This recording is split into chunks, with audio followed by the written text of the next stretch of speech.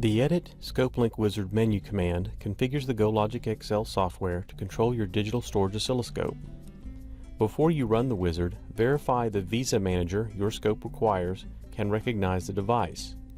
In this example, I have a low-end Agilent 4-channel DSO 1024 model that's connected to my PC via a USB cable. The Agilent I libraries program is running, and I can see all of the devices which it recognizes under the Connection Expert application. Once you know the scope can communicate with the PC properly, the ScopeLink Wizard can be invoked. The first step in the wizard is selecting the scope brand, either Agilent or Tektronix. If you want to disable ScopeLink, choose the None option.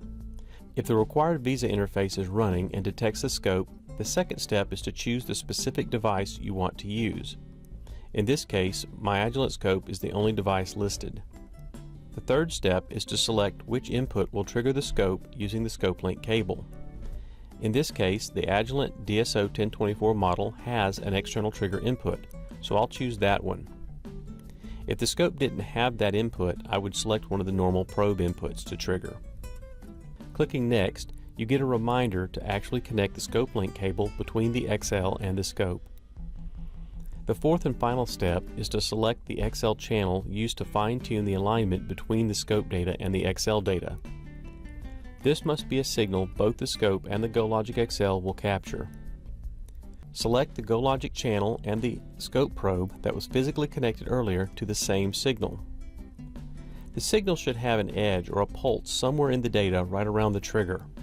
Don't connect to a signal that happens to be flat for the entire trace, either all low or all high is bad.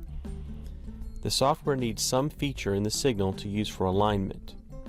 If you have no other choice, a perfectly symmetrical clock signal can be used, but that's not the best solution.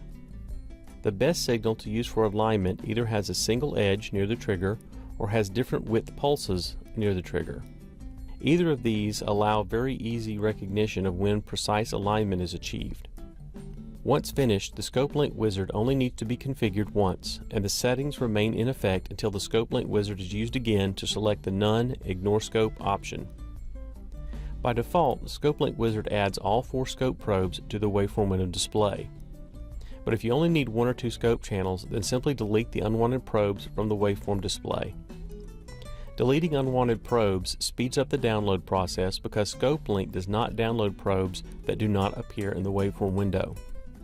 Once ScopeLink and the waveform window is configured, the XL software automatically starts your scope each time the GoLogicXL starts running and downloads the analog scope data after the XL data is downloaded.